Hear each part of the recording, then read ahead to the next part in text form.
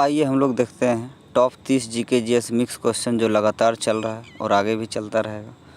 तो ये क्वेश्चन आपके बिहार एसएससी, दरोगा, बिहार पुलिस, रेलवे, एनटीपीसी इत्यादि सभी परीक्षाओं के लिए अति महत्वपूर्ण साबित होंगे, तो आप इसे कंटिन्यू देखें। चलिए, पहला क्वेश्चन है, आधुनिक आवर्त सारणी का निर्माता किसे माना जाता है? तो आधुनिक आवर्त सारणी का निर्माता अगर कहा जाए तो मोसले को माना जाता है। किसे माना जाता है? मोसले को। मोसले ने 1913 में आधुनिक आवर्त सारणी का निर्माण किया। अगर कहा जाए आधुनिक आवर्त सारणी तो ऑप्शन सी हो जाएगा, मोसले। वर्तमान भारत में कितने केंद्र शासित प्रदेश हैं? तो वर्तमान भारत में कितने केंद्र शासित प्रदेश हैं? तो वर्तमान भारत में केंद्र शासित प्रदेशों की कुल संख्या हो जाएगी 8। वर्तमान भारत में 8 केंद्र शासित प्रदेश हैं। 8 केंद्र शासित प्रदेश में 2 ऐसा केंद्र शासित प्रदेश दिल्ली और पौंडीचेरी है जहाँ की विधानसभा है और इसका अपना मुख्यमंत्री है, और अन्य 6 में ऐसा नहीं है। तो चलिए आगे देखते हैं। भारत का सबसे पहला राष्ट्रीय उद्यान कौन सा है?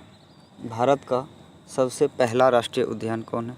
तो भारत का सबसे पहला राष्ट्रीय उद्यान है जिम कॉर्बेट नेशनल पार्क, जो कि उत्तराखंड राज्य में है। और जिम कॉर्बेट नेशनल पार्क, जिसे हेली नेशनल पार्क भी कहा जाता है, और इसके बीचों बीच एक नदी बहती है जिसका नाम है रामगंगा। रामगंगा नदी इसके बीचों बीच बहती है। अगला क्वेश्चन है, भारतीय ग्रामीण बैंक की स्थापना कब की गई? तो भारतीय ग्रामीण बैंक की स्थापना कब की गई? तो इसका सही आंसर हो जाएगा 1975। 1975 में भारतीय ग्रामीण बैंक की स्थापना की गई थी। अगला है, प्रथम गोलमेज सम्मेलन कब हुई? तो प्रथम गोलमेज सम्मेलन कब हुई थी? तो प्रथम गोलमेज सम्मेलन हुआ था 1930 में, द्वितीय हुआ था 31 में, और तृतीय गोलमेज सम्मेलन हुआ था 1932 में। द्वितीय गोलमेज सम्मेलन इम्पोर्टेंट इसलिए है कि गांधी जी ने इसमें भाग लिया था और भाग लेने के लिए लंदन गए थे, और वहीं पे लंदन में ही उसे अर्धनग्न फकीर के नाम से संबोधित किया गया विंस्टन चर्चिल के द्वारा। तो आंसर हो जाएगा सी, 1930 में प्रथम गोलमेज सम्मेलन हुए थे। अगला है, मेघना नदी किस देश में बहती है? तो मेघना गंगा और ब्रह्मपुत्रा नदी की संयुक्त धारा है, जिसे बांग्लादेश में मेघना के नाम से जाना जाता है। गंगा को बांग्लादेश में पद्मा कहते हैं, और ये जमुना के नाम से ब्रह्मपुत्रा जानी जाती है। और इसी गंगा और ब्रह्मपुत्रा के डेल्टा क्षेत्र को सुंदरबन डेल्टा कहा जाता है, जो कि बहुत इम्पोर्टेंट है। दुनिया का सबसे बड़ा डेल्टा क्षेत्र सुंदरबन डेल्टा है, और जिसका निर्माण गंगा और ब्रह्मपुत्रा के मिलने से होती है, और इनके संयुक्त धारा को ही मेघना कहा जाता है। क्या कहा जाता है? मेघना। इसी मेघना नदी को बांग्लादेश में मेघना इसे कहा जाता है, उसके संयुक्त धारा को। तो चलिए आगे बढ़ते हैं। आधुनिक आवर्त सारणी के ब्लॉक में लेंथेनाइड समूह को किस ब्लॉक में रखा गया है? तो आधुनिक आवर्त सारणी में कुल 4 ब्लॉक हैं, S block, P block, D block और एफ ब्लॉक। तो इसे एफ ब्लॉक में रखा गया है। लेंथेनाइड और एक्टेनाइड समूह को एफ ब्लॉक में रखा गया है। अगला है, राष्ट्रपति किस अनुच्छेद के तहत लोकसभा भंग कर सकता है? राष्ट्रपति लोकसभा अनुच्छेद 85 के तहत, किसके तहत? अनुच्छेद 85 को राष्ट्रपति लोकसभा को भंग कर सकता है, अनुच्छेद 85 के तहत।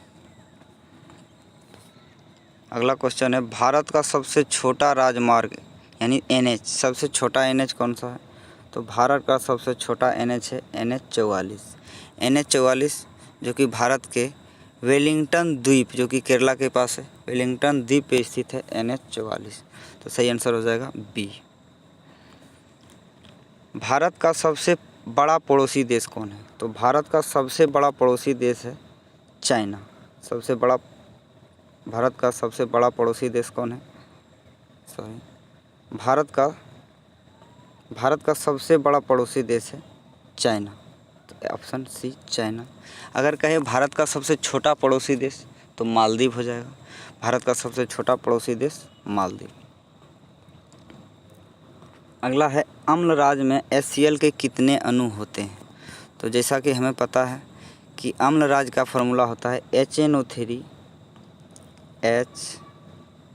NO3 plus 3HCl। तो इसी 3 को पूछा गया है तो कितने अणु होते हैं, तो 3 अणु होते हैं। कितने होते हैं? 3 अणु, जिसे अम्लराज कहा जाता है। और सोना इसमें घुल जाता है। अगर पूछे सोना किस में घुलता है तो अम्लराज में। अगर पूछे कि सीसा किस में घुलता है तो HF में। किस में घुलता है? HF में सीसा घुल जाता है और अम्लराज में सोना घुल जाता है। नेक्स्ट क्वेश्चन, सबसे कठोरतम पदार्थ कौन सा है? सबसे कठोरतम पदार्थ, यदि कहा जाए सबसे कठोरतम पदार्थ तो सबसे कठोरतम पदार्थ हो जाएगा हीरा। ये कंफ्यूज करने वाला क्वेश्चन है। अगर पूछे सबसे कठोरतम धातु तब आपका प्लेटिनम होगा, लेकिन सबसे कठोरतम पदार्थ पूछे तब हो जाएगा हीरा। रविन्द्रनाथ टैगोर को नोबेल पुरस्कार कब मिला? तो रविन्द्रनाथ टैगोर को नोबेल पुरस्कार साहित्य के क्षेत्र में 1913 में मिला। रविन्द्रनाथ टैगोर का उपन्यास गीतांजलि जो बहुत ही प्रसिद्ध है, गीतांजलि के लिए ही उसे मिला था 1913 में। और रविन्द्रनाथ टैगोर नोबेल पुरस्कार पाने वाले प्रथम भारतीय बने। प्रथम भारतीय रविन्द्रनाथ टैगोर। किस महादेश से कर्क रेखा, मकर रेखा और भूमध्य रेखा तीनों रेखाएं गुजरती है? तो किस महादेश से गुजरती है? तो अफ्रीका महादेश से तीनों रेखा गुजरती है। अगर पूछे कि भारत से कौन सी रेखा गुजरती है तो कर्क रेखा। मकर रेखा किस देश से होकर किस महादेश से होकर गुजरती है? तो ऑस्ट्रेलिया महादेश से सिर्फ मकर रेखा गुजरती है। भारत से कर्क रेखा सिर्फ गुजरती है। तो भारत के 8 राज्यों से कर्क रेखा गुजरती है, जिसका सही आंसर हो जाएगा किस महादेश से कर्क रेखा, मकर रेखा, भूमध्य रेखा तीनों गुजरती है? तो अफ्रीका महादेश। संसद के कितने अंग हैं? संसद के कुल 3 अंग हैं। कितने अंग हैं? 3 अंग। एक लोकसभा जिसे निम्न सदन कहते हैं, एक राज्यसभा जिसे उच्च सदन कहते हैं, और तीसरा हो गया राष्ट्रपति। यानी लोकसभा, राज्यसभा और राष्ट्रपति को मिलाकर संसद का निर्माण होता है। भारत के प्रथम प्रधानमंत्री जो राज्यसभा सदस्य रहते हुए प्रधानमंत्री बने थे, तो ऐसा इंदिरा गांधी थी, जो कि 1966 में जब लाल बहादुर शास्त्री की मृत्यु हो गया तो अचानक इन्हें प्रधानमंत्री बनना पड़ा, और उस समय ये राज्यसभा के सदस्य थी। तो इसका सही आंसर हो जाएगा इंदिरा गांधी भारत के प्रथम ऐसा प्रधानमंत्री था जो राज्यसभा से चुनकर आई और प्रधानमंत्री बनी। ऐसा बहुत कम होता है। अगला है, टंगस्टन का रासायनिक संकेत क्या होता है? तो टंगस्टन का रासायनिक संकेत होता है W। टंगस्टन का रासायनिक संकेत होता है W। और टंगस्टन का उत्पादन दुनिया में सबसे टॉप पे है चाइना। टंगस्टन के उत्पादन में सबसे टॉप पे है चाइना। भारत के कितने राज्य से कर्क रेखा गुजरती है? चलिए, भारत के कुल 8 राज्यों से कर्क रेखा गुजरती है। कितने राज्यों से गुजरती है? 8 राज्यों से। अब 8 राज्य कौन कौन से हैं? तो मित्र, पर, गमछा, झाड़। मित्र मतलब मी से मिजोरम, त्रो से त्रिपुरा, पर, प से पश्चिम बंगाल, रो से राजस्थान, गमछा, गो से गुजरात, मो से मध्य प्रदेश और छ से छत्तीसगढ़, और झाड़ से झारखंड। तो इसका सही आंसर हो जाएगा 8 राज्यों से। झारखंड के बेतला अभयारण्य की किस जानवर के लिए प्रसिद्ध है? तो किस जानवर के लिए है बेतला अभयारण्य झारखंड? तो टाइगर रिजर्व है। Tiger reserve. बाणभट्ट किसके दरबार में रहते थे? बहुत इंपॉर्टेंट क्वेश्चन है। तो बाणभट्ट हर्षवर्धन के दरबार में रहते थे। जो हर्षवर्धन के दरबारी कवि थे बाणभट्ट। और चंद्रगुप्त मौर्य, अशोक और बिंदुसार ये तीनों मौर्य वंश से संबंधित हैं। मौर्य वंश। और बाणभट्ट का संबंध है वर्धन वंश से। वर्धन वंश। वर्धन वंश से संबंध है हर्षवर्धन का। और मौर्य वंश से संबंध इन तीनों का है, चंद्रगुप्त मौर्य का, बिंदुसार का और अशोक का। तो वर्धन वंश का सबसे प्रतापी राजा हर्षवर्धन को माना जाता है। तो आंसर हो जाएगा सी, हर्षवर्धन के दरबार में बाणभट्ट रहते थे। अगला है, पंचायती राज का गठन करने वाला प्रथम राज्य कौन बना? तो पंचायती राज का गठन करने वाला प्रथम राज्य बना राजस्थान, जो कि 2 अक्टूबर 1900 1959 को राजस्थान के नागौर जिला में पंचायती राज व्यवस्था का शुरुआत किया। तो आंसर हो जाएगा राजस्थान।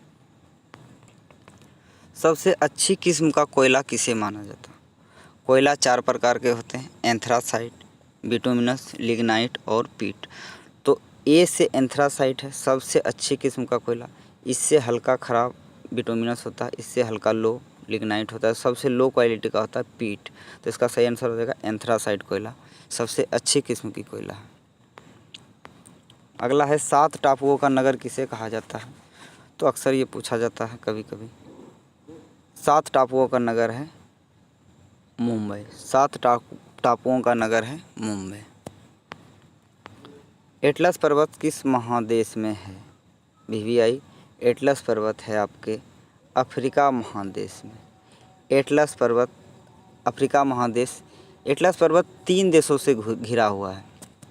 एक है अल्जीरिया, ट्यूनीशिया और मोरक्को। तो एटलस किससे घिरा हुआ है? ATM से। Algeria, Tunisia, Morocco. तो आंसर सी हो जाएगा। एटलस पर्वत किस महादेश में? अफ्रीका महादेश। स्वर्ण मंदिर कहाँ है? स्वर्ण मंदिर जिसे गोल्डन टेम्पल भी कहा जाता है, तो स्वर्ण मंदिर है आपके अमृतसर में। स्वर्ण मंदिर अमृतसर। काला शीशा किसे कहा जाता है? देखिए, काला शीशा यदि कहा जाए तो ग्रेफाइट को कहा जाता है। काला शीशा ग्रेफाइट को। तो option C is the right answer. निम्न में कौन अक्रिय होना चाहिए। कौन अक्रिय गैस है? क्या है? अक्रिय गैस। तो कौन सा अक्रिय गैस है? तो हाइड्रोजन नहीं है, ऑक्सीजन भी नहीं है, नाइट्रोजन नहीं है। अक्रिय गैस है नियॉन। अक्रिय गैस नियॉन है। अक्रिय गैसों की संख्या helium, neon, organ, krypton, xenon, radon. तो नियॉन हो जाएगा अक्रिय गैस। सुभाष चंद्र बोस का जन्म कहाँ हुआ? मिसप्रिंट है, जन्म होना चाहिए। सुभाष चंद्र बोस का जन्म कहाँ हुआ था? तो सुभाष चंद्र बोस का जन्म हुआ था कटक में। कटक जो कि उड़ीसा में है। कटक उड़ीसा। चलिए अगला। अलाउद्दीन खिलजी किस वंश के शासक थे? अलाउद्दीन खिलजी जो कि बहुत ही प्रसिद्ध शासक थे अलाउद्दीन खिलजी। अलाउद्दीन खिलजी का संबंध खिलजी वंश से था। अगला, भारत का प्रवेश द्वार किसे कहा जाता है? तो भारत का प्रवेश द्वार यदि कहा जाए तो भारत का प्रवेश द्वार कहा जाता है मुंबई को। अगर पूछे गेटवे ऑफ इंडिया कहाँ है तो मुंबई में है, और इंडिया गेट कहाँ है तो दिल्ली में है। तो गेटवे ऑफ इंडिया मुंबई को भारत का प्रवेश द्वार कहा जाता है।